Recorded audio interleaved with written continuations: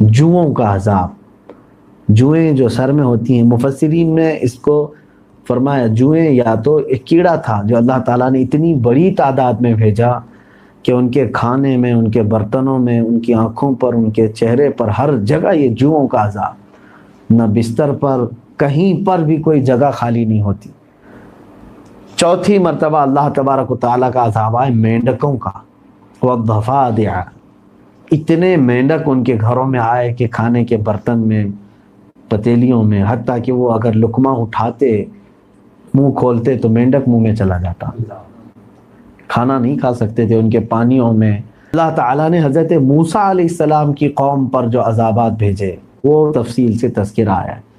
5 قسم کے عذابات کا ذکر آیا ہے ایک ہی آیت کے اندر، ایک ہی آیت میں اللہ تعالیٰ نے ان کے 5 عذابات کو ذکر فرمایا۔ ہوا یہ کہ اللہ تعالیٰ نے اپنے نبی موسیٰ علیہ السلام کو روشن دلیلیں دے کر کے ان کے سامنے بھیجا، کیونکہ فرعون اور اس کے جو لشکری تھے وہ سب فرعون کی عبادت میں لگے ہوئے تھے، فرعون کو خدا مان رہے تھے۔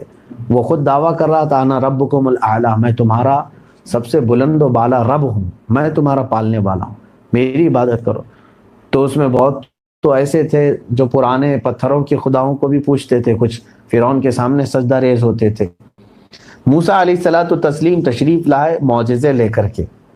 آپ کو معلوم ہے آپ کے ہاتھ میں عصا ایک لکڑی تھی، اس کو اگر زمین پر وہ چھوڑ دیتے وہ اژدہا بن جاتا، وہ لکڑی سانپ بن جاتی، اور پھر اگر وہ ہاتھ میں لے لیتے تو پھر لکڑی کی لکڑی رہتی۔ یہ کوئی جادو نہیں تھا، یہ معجزہ تھا۔ ان کے مقابل میں بہت سارے جادوگر آئے مقابلہ کرنے کے لیے۔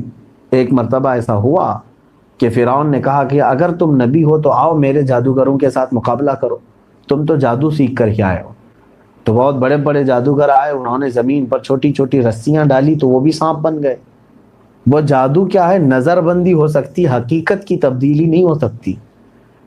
حضرت موسیٰ علیہ السلام نے اپنا عصا ڈالا تو یہ اتنا بڑا اژدہا بن گیا کہ یہ سارے وہ چھوٹے سانپوں کو کھا گئے، ایک ہی سانس میں سب کھا گئے۔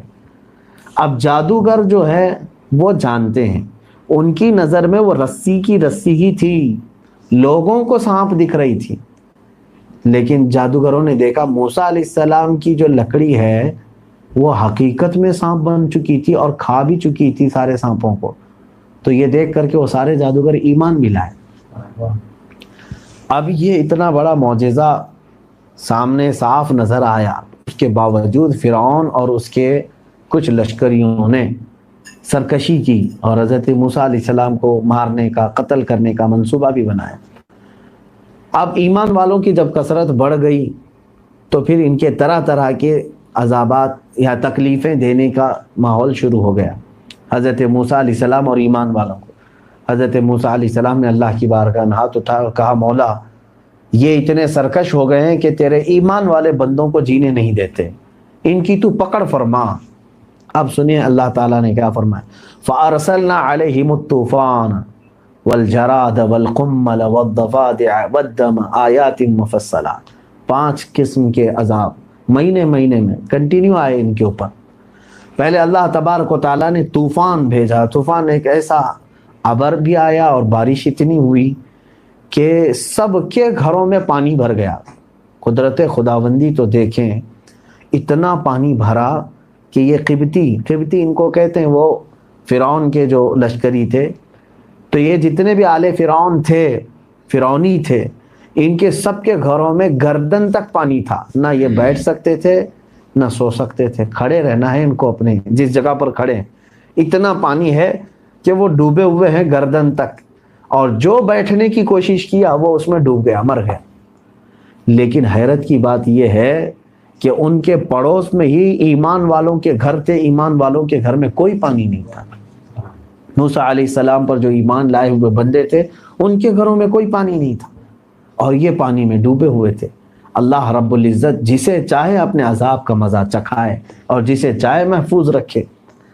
اب یہ سنیچر سے لے کر سنیچر تک 1 ہفتے تک یہ عذاب رہا، تھک گئے، نہ سو سکتے تھے نہ بیٹھ سکتے تھے۔ اس کے بعد یہ سب جمع ہوئے موسیٰ علیہ السلام کے پاس، رو رو کر کے انہوں نے کہا یا موسیٰ ادع لنا ربک بما عہد عندک، لئن کشفت عنا الرجز لنؤمنن لک ولنرسلن معک بنی اسرائیل، یہ کہنے لگے اے موسیٰ اپنے رب سے دعا کرو کہ اگر یہ تمہارے ذریعے سے عذاب ہٹ گیا تو ہم ضرور تم پر ایمان لائیں گے، ہم ایمان لائیں گے، اس کو ہٹا دو۔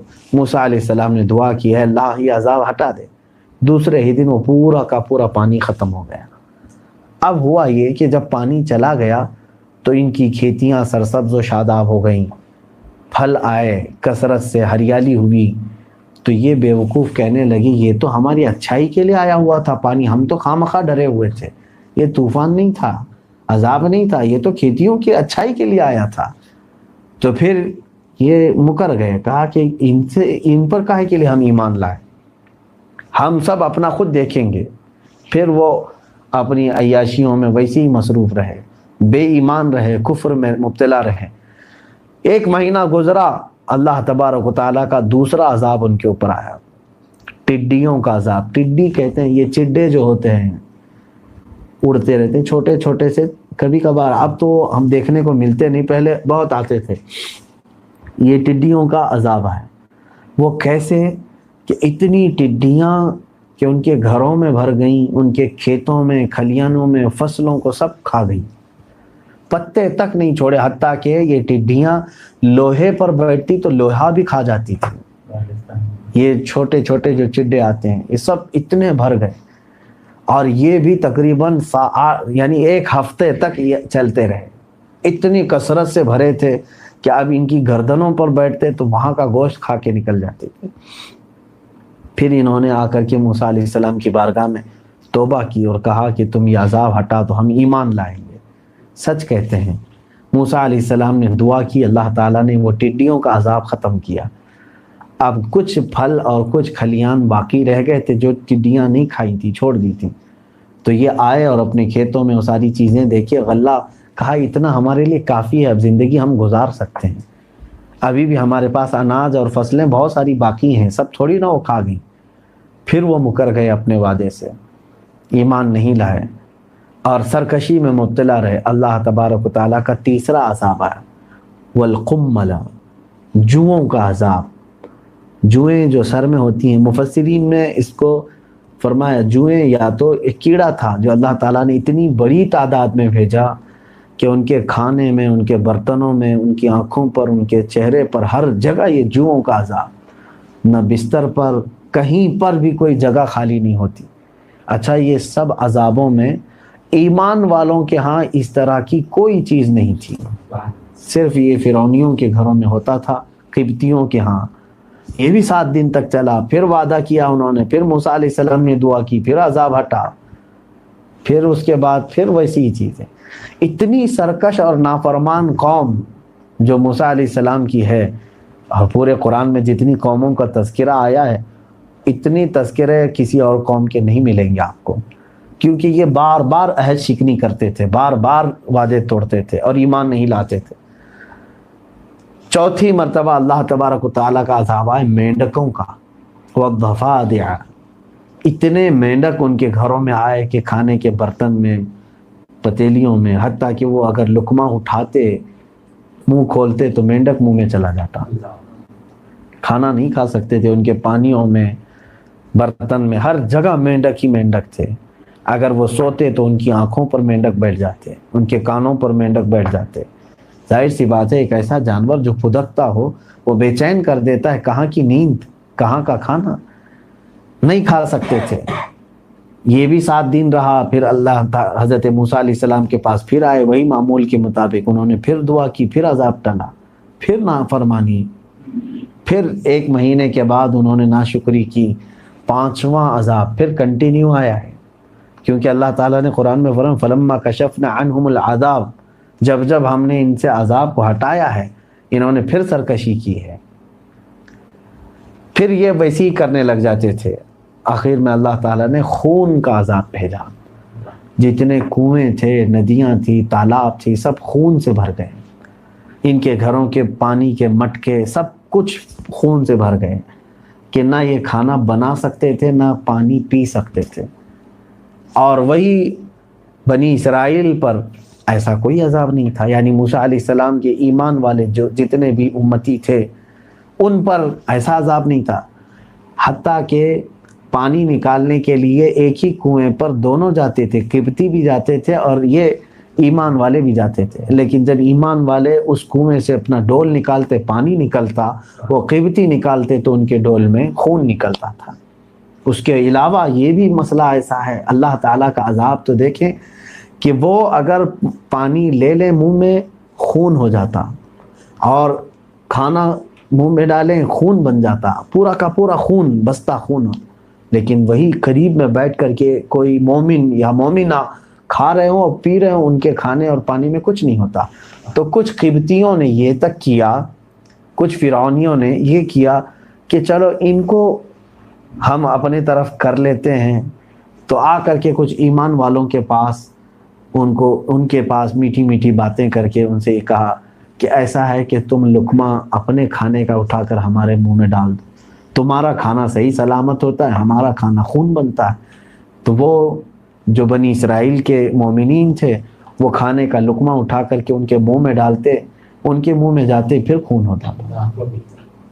یہاں تک انہوں نے کیا کہ ان قبطیوں نے، فرعونیوں نے ان اسرائیلیوں سے کہا، یعنی بنی اسرائیل کے مومنین سے کہا کہ تم اپنے منہ میں لے لو، پانی لے لو، کھانا لے لو، اور پھر ہمارے منہ میں کلی کر دو۔ یہاں تک نوبت آئی، وہ بھی انہوں نے کیا، لیکن جب کلی ان کے منہ میں پڑتی پھر خون بنتا تھا۔ تم رب تبارک و تعالیٰ کی پکڑ سے کہاں تک بھاگو گے؟ یہ عذاب بھی چلا بنی اسرائیل پر۔ میرے عزیزو، عذابات ایسے سخت ترین آئے ہیں جس کو آج آپ نے کبھی دیکھا بھی نہیں اور سنا بھی نہیں، اور وہ نبی کی دعا سے بار بار عذاب ٹل جاتے تھے، بار بار ٹل جاتے تھے۔ اخیر میں اللہ تعالیٰ نے اس قوم کو فرعون سمیت سمندر میں غرق کر دیا، ختم ہو گئے۔ اللہ تعالیٰ نے قرآن میں اس کا بھی تذکرہ فرمایا، فغشیہم من الیم ما غشیہم، ہم نے سمندر کو ان کے اوپر ایسے ڈھانک دیا کہ ان کا کچھ پتہ ہی نہیں، خبر بھی نہیں رہی، سب غرق ہو گئے۔ تو یہاں سے ایک بات یہ ملتی ہے کہ عذابات آتے رہے، توبہ کرتے رہے، پھر عذاب چھٹتا بھی رہا، عذاب نکلتا بھی رہا۔